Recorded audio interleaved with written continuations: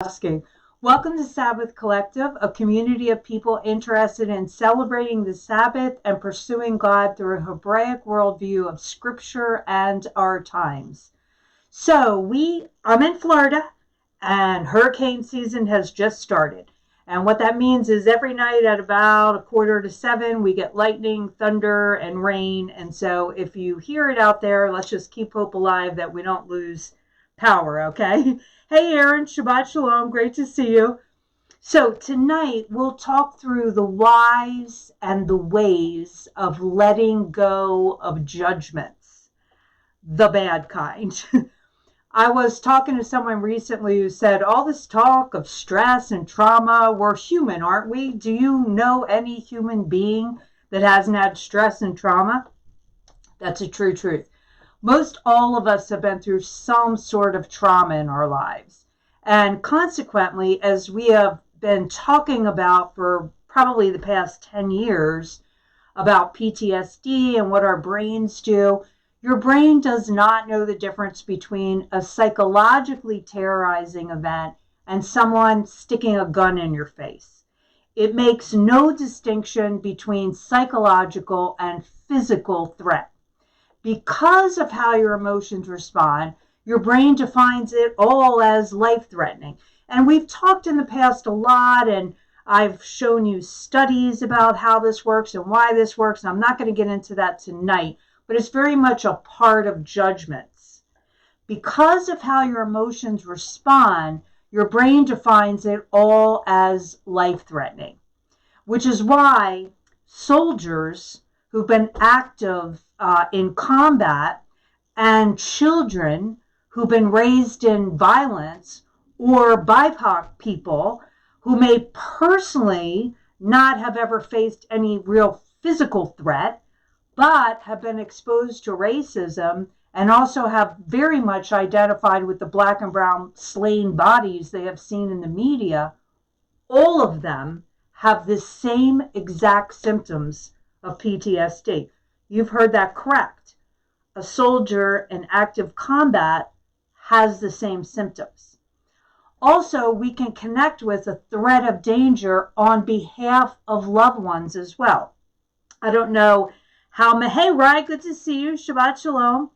I don't know how many of you caught this when Andre was driving from a speaking engagement. I think it was probably 2 years ago or so in Florida, and he was pulled over and he turned on Facebook Live to stream the event. And I was watching it live as it was happening, and I literally felt like I was having a panic attack, as if it was happening to me personally. My body had all the symptoms of me thinking I was going to die, watching Andre being pulled over by the police in Florida. Trauma, we need to understand, is cumulative. It is compounded. We don't just have a traumatic event and then move past it.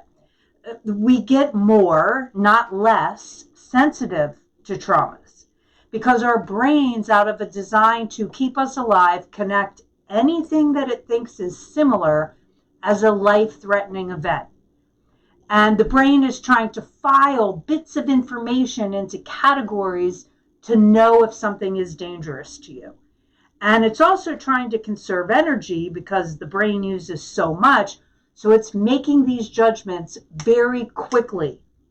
Thin slicing, as Malcolm Gladwell made this phrase popular in his book, Blink. Our brains make quick and often incorrect judgments. And being chronically in the state of judgment can keep us in perpetual flight, fight, or freeze. I'm going to say this again because this is really important.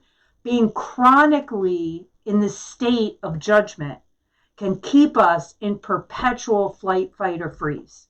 We are always scanning for danger, always on alert. So we can find ourselves, again, chronically judging, not because we're prideful or just judgmental kinds of people, but because, again, of our brain design. Our brains are just trying to keep us safe in what we deem an unsafe world. Now, you could say, well, isn't it good to be on guard? to be safe? For a few minutes, yes. That's why God created our brains like this. For a few moments, yes. When you may be in danger, it's good to be on guard. But in a prolonged state, not only does it disrupt sleep and digestion and negatively impact the heart and other organs, but connection, creativity, and language is not accessible in this state. Which is why, have you ever gotten in a really emotionally verbal argument with someone and you can't articulate what you're thinking, what you're feeling? You always think of what you should have said afterwards. It's because we can't access language in this state. So before we get into the whatabouts with judgment, let me clarify, there are actually different kinds of judgments, okay? There are the good kind of judgments, instinctual judgments, meaning your heart is leading you where you just know, and you should absolutely trust that leading. Let's take a look at a familiar verse, Proverbs 4:23. Above everything else, guard your heart, for it is the source of life's consequences. That's a really cool translation, right? Complete Jewish version. It is the source of life's consequences. Whew, that's pretty powerful when we think about it. So, again, we're supposed to trust our hearts. The Hebrew word for heart is the word lev, and it's spelled lamed with a lamed and with a bet. And the lamed, as you know, depicts the staff, meaning the voice of authority, okay? The shepherd's staff is the authority, the voice of authority. And bet is the tent or the house. So in other words, what this word for heart in Hebrew, what these Hebrew pictographs suggest, is that lev is a pictograph of the voice of authority within. Your heart is the voice of authority within. So this is a good kind of judgment, an instinctual judgment, right? Hebraic understanding is the heart is the center of the personality in relation to intuition, emotion, conscience. And as we grow in alignment with God's heart, we can and should trust our own leading. In other words, we have instincts that come from the heart, and it's to be trusted. I cannot even tell you how many times I have walked down another street than what I was planning to, decided not to go into a store that I was going to go into, wait for the next train instead of getting on this train, and all kinds of stuff with my boys when they were growing up. I listened to this heart, which is the seat of my authority, right? And I would later hear things that would happen. Instinctual judgments can both bring good things to you. In other words, they can bring connections, relationships to you, and also they can protect you. And yet, instinctual judgments, how many times do you tell yourself, don't do this kind of judgment? Don't trust instinctual judgment. It's just your emotions, ignore them. Instinctual judgments are always going to be in line with your character. I'm not talking about fears and phobias. I'm talking about the judgments that come from your heart. They're always going to be in line with your character. So you won't sin against yourself or God operating out of this kind of judgment. Are you with me? So give me a thumbs up. Hey, Barika, great to see you. If you feel this in your life, if you operate in this way, if you give yourself permission to make decisions out of instinctual judgments. Phoebe, good to see you here. Are you feeling better? Are you, hey Karen, hey Sissy, good to see you. Hey Suzanne, good to have you with us, with my sister. Great to see you all. So, again, instinctual judgments are good judgments, and we should trust them.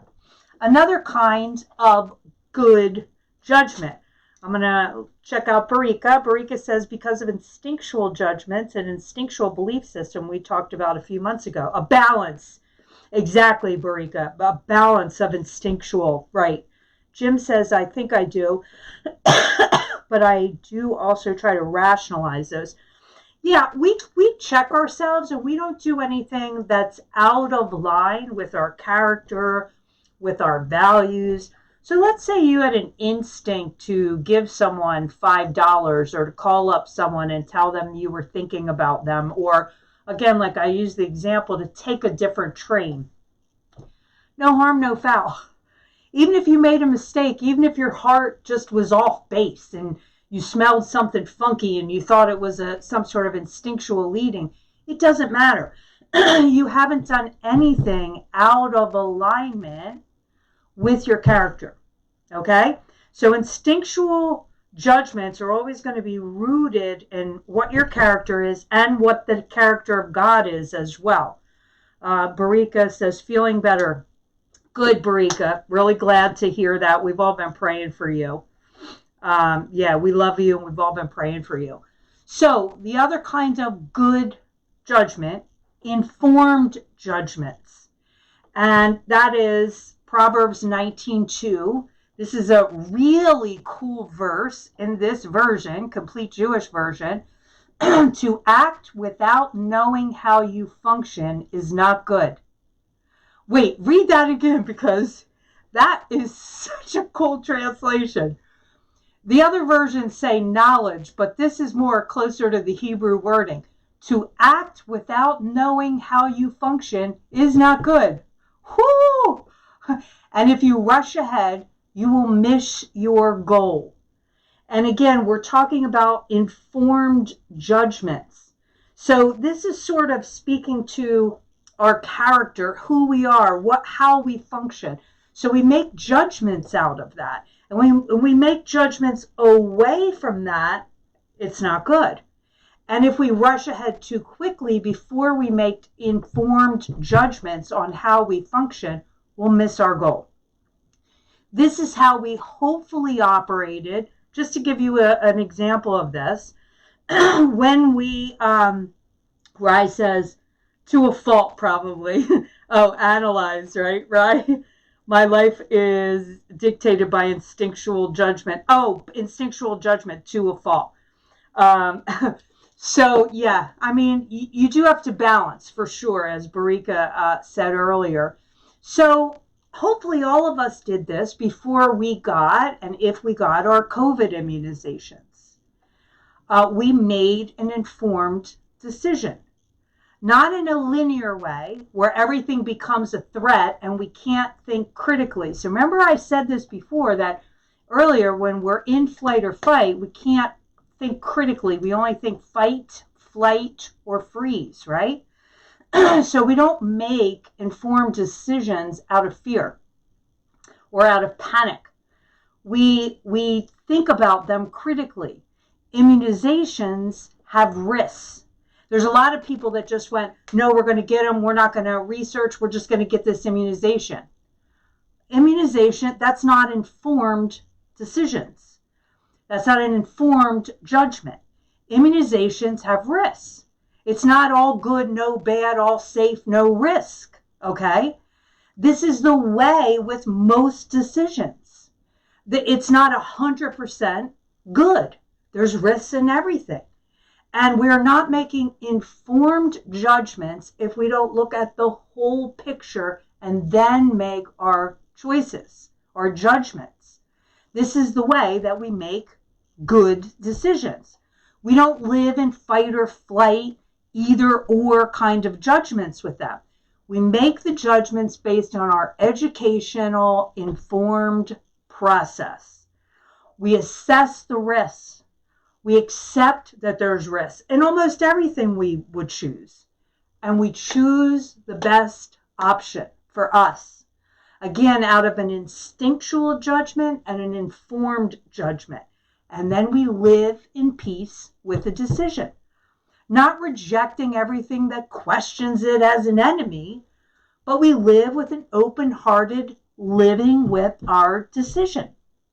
Informed judgments are good judgments, okay? Then there are not so good judgments, which we're going to get into in a hot second. Let me see what Jim said. Can informed decisions be as simple as hearing vaccine has passed CDC? So, Jim, that's a really good question, and we all have our different things that we trust. But for me personally, I never trust only one source. And when I make decisions, I also intentionally find people that want to argue with that viewpoint. Okay? And so then I kind of read and research both sides. That's just me. But even if you thought your head was going to explode with all the everything going on around this, it's still good to get more than one source, even if it's a trusted source, okay? I noticed a lot of my trusted sources that I've been reading for decades lost their freaking minds when it came to COVID and immunization, because I come from a more naturopathic medicine perspective, okay? And so the people that I've always read and how I raise my kids and how I take care of my own health did not stay well educated. They went to a default, which is you can't ever trust big pharma ever, okay? And they stopped researching. So again, it's good to not only just trust one source. That's just my opinion. That's how I roll with decisions. Barika says, problem is some decisions you can never make one hem and haul over them because of black and white. Exactly. Greek fear thinking. I do it all the time on big decisions and projects with high positive potential. Yes, Barika, we can't get into that fear either or way of making decisions. And again, with every decision we ever make, there are going to be risks. And if we think there's no risk, it's because we haven't made an informed judgment. Okay? Because there's risk in everything. In getting married and having children and taking a job and moving and walking across the street. There's risk in everything, and everything requires judgment. So we don't say, oh, this is completely safe or this is 100% sure. We should never make decisions like that. Because then if anything comes to challenge it, then that's when we get into that, as Brika is saying, either or. Okay? So let's look at the bad kinds of judgments, okay? Living in chronic judgment. Now, this is where your state of being is one of constantly judging people, places, and things. Now, let me give you an example of this, and it's kind of your default. You just always go to that judgment, okay? You live in this chronic state of it. And I fell into this a lot when I sort of really got passionate about things that matter to me, like the environment or people or social justice or whatever. I became really hard and fast to make judgments. So just to give you an example of it, a couple years back, about 5 years back, 6 years back maybe, our friend Kate flew me out to LA to spend a little over a week with her in her apartment, and she would give me her car, which had an excellent navigational system, and I would drive around the coastline in different places. And one of the places that I would go to take walks, I call them walks. We New Yorkers call them walks. They call them hikes, okay, in LA. So I would go to take walks in a place called Runyon Canyon. And in Runyon Canyon, at this time, as in much of the time, there was an unbelievable drought. And everything was brown and dead. When I used to take my walks there, I noticed that when you looked off into the distance, that a lot of the houses had lush green yards. And instantly, I judged those homeowners. I saw the green yard and trees in the drought, and I went right from 0 to 100. And these homeowners were entitled, selfish, egotistical, ruining the planet. And then I saw a really interesting documentary called The Big Little Farm, which is an excellent documentary about permaculture. And this particular farm was in California, and it showed a drone footage of their farm, which again, they practice permaculture, which made their own sort of irrigational system. And when they showed the shot of the Big Little Farm, it was all green. It was a green oasis in the middle of the brown. And I realized I was wrong to make that snap judgment about those LA homes. Now, maybe they do turn their sprinklers on when they weren't supposed to, but I couldn't make that assessment. That was incorrect of me. That was a state of living in chronic judgment. And we're going to get into this more next week when we talk about letting go of labels. Labels we give ourselves or other people give us, and labels we give others. This chronic judgment happens when we live in fear because we've made mistakes, or maybe we missed something before and we're on guard to not make a mistake in judgment again. Or it could be that we have too much information, we're on overload, and we make judgments too quick and all the time. Or simply when you feel threatened or feel a threat on behalf of yourself or others or the planet. Your judgments may even be accurate, but are not always helpful to your soul. When judgment is chronic, it will consume your whole body. And there are also incorrect judgments that happen more frequently when we live in this state of chronic judgment. When we live in this state, we are on a constant fight or flight place. This leads to anxiety and depression and health issues. And additionally, chronic judgment engenders hate and distrust and separation. We are literally always on high alert. We make more errors in our judgment because of that. Okay? I know, say ouch with me now. Here's the other one. Okay? Wait, before we get into that, it's pretty brown out here now. Phoebe's in Cali right now. Fake grass. It could be, Barika. It absolutely could be fake grass. That's exactly right. Which is why we can't always make judgments on even what we think we see. Aaron says, this part has gotten worse over the past year. Absolutely, Aaron. It really does. I think for all of us. So the second bad kind of judgment is judgment as othering. And this separates, vilifies, and dehumanizes people.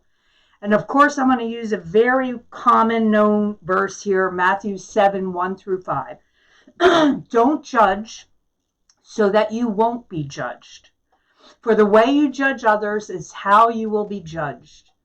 The measure with which you measure out will be used to measure to you. Why do you see the splinter in your brother's eye but not notice the log in your own?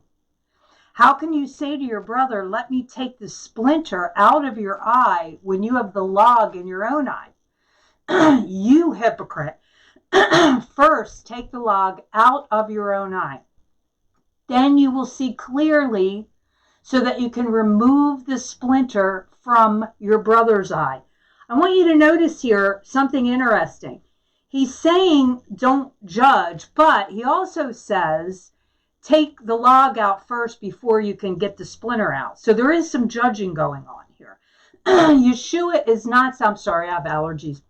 Yeshua is not saying that doing this is wrong. He's a Hebrew rabbi, and he is teaching with Hebrew principles. It's not the what, it's the way. This is the Hebrew phrase, which many of you may remember, Mida Keneged Mida, which means measure for measure in judgment. So what Yeshua is saying here is how you judge is how you will be judged. And it's a very important principle in Hebraic mindset and in all of scriptures. The phrase mida keneged mida, measure for measure. I used to really struggle personally with doing this with other pastors. I would judge their teaching. I would judge their preparation. I would judge their doctrines. I would judge how they weren't available to their people. I would judge the celebrity culture. I would judge the money focus, the building focus, the numbers focus. Judge. I would judge it all. Now, do I believe these things are problematic and harmful in the Western church? Yes, I sure do. But the state of chronic othering, judging people as in othering that I lived in, was harmful. And when others judge me without knowing the facts, it hurts. We say we are against othering, but we do it ourselves. We say we are against stereotyping, but we're masters at it. Judgment, the word, means to form an opinion or conclusion. So when you view something as bad or ugly or evil or stupid, these are all opinions that are based in your individual interpretations. This is not necessarily a reflection of absolute truth. Our ability to perceive correctly is conditioned by how our minds have interpreted our experiences. Once the mind has established a mode of thinking, it has difficulty recognizing opposing viewpoints. I know we all know this, but it's time to reconnect with this, especially like Aaron is saying, after this past year and a half, or even 4.5 years. It's not the what, it's the way, exactly. It's not the what, it's the way. Sorry, I need water. Sorry. It's not the what, it is the way. So, in fact, this only adds to the illusion of separation. So, again, when we aren't able to hear opposing viewpoints or listen to opposing viewpoints, it only adds to this feeling of otherness, of others, of separation. To be clear, and I want you to hear this because I know you're going to be thinking this. To be clear, there are times when judgment is very important. It's important to take a stand. But judgment and hatred, in living in a constant state of judgment, separates you from the whole world. When you hold on to chronic judgment, it will imprison you and its energy will create pain in your life and in others.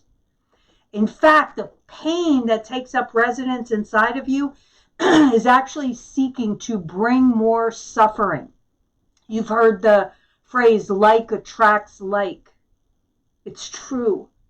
This is a true spiritual principle. Like attracts like. And it attracts it, as Yeshua said, measure for measure.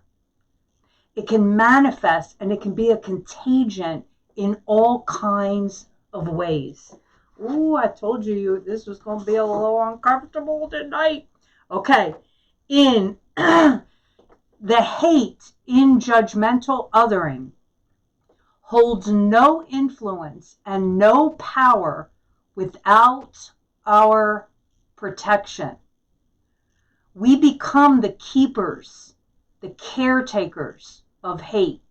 Let's read that one more time. The hate in judgmental othering holds no influence and no power without our protection.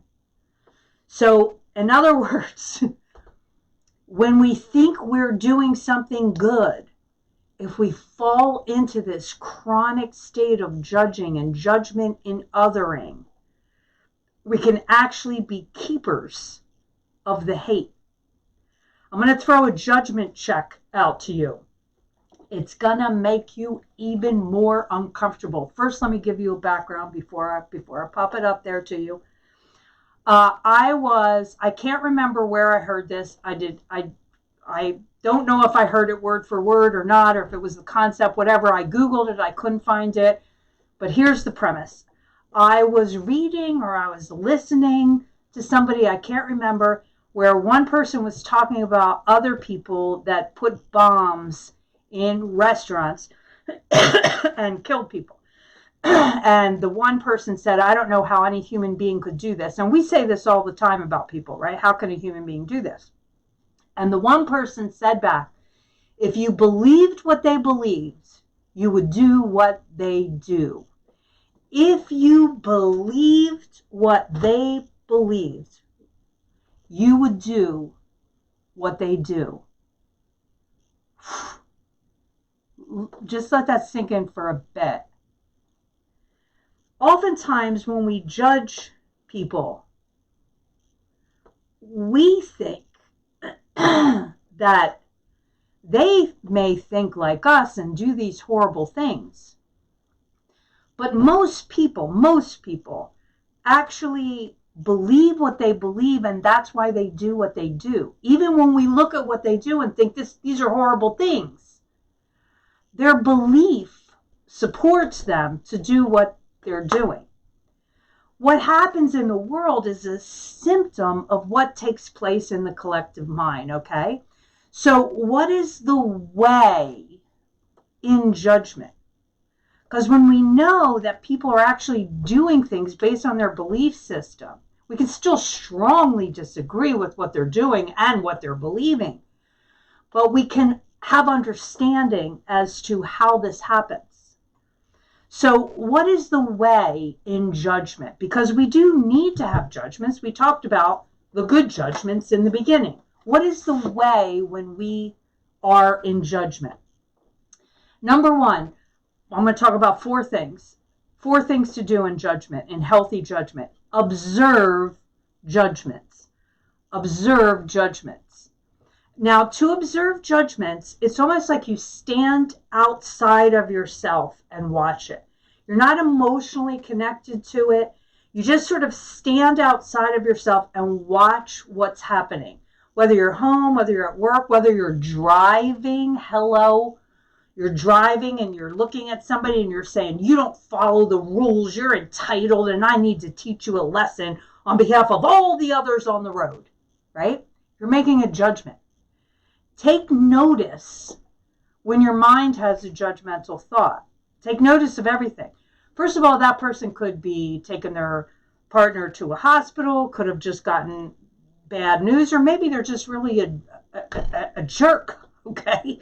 Could be any of the above. But take notice when your mind has a judgmental thought. Acknowledge and accept that judgment is going on there, that it's happening, and then don't judge yourself for having judgmental thoughts because they're not really a conscious decision. We go from 0 to 100 quick. It's a pattern. It's a habit that can be broken. But observe the judgment. Take notice of it. Don't let judgments just fly around without you taking the time to observe them, to notice what's happening. Number two, and by the way, we don't normally do that. Number two, challenge the thoughts. Like we said before, 2 questions. Is this true in doing the work? Is this true? Can I be certain this is true? Byron Katie says. Is this true? Can I be certain this is true? Ask yourself these 2 questions and challenge the thoughts that you're thinking. The third one, feel the results of what's happening. Notice how it makes you feel when you judge. Yeshua, speaking to an agricultural culture and community, spoke of knowing good and evil, knowing truth and lies by their fruit. And it was an agricultural imagery that connected to the common knowledge that what you plant, the seed you plant, and what you tend to, in other words, you take care of it, you make sure it's in good soil, you water it, what you tend to will bear fruit.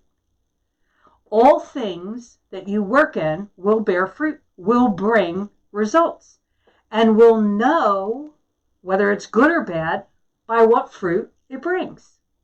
So we're going to feel what happens inside when you are in this place of judging and how it creates a sort of inner disruption, a separation again.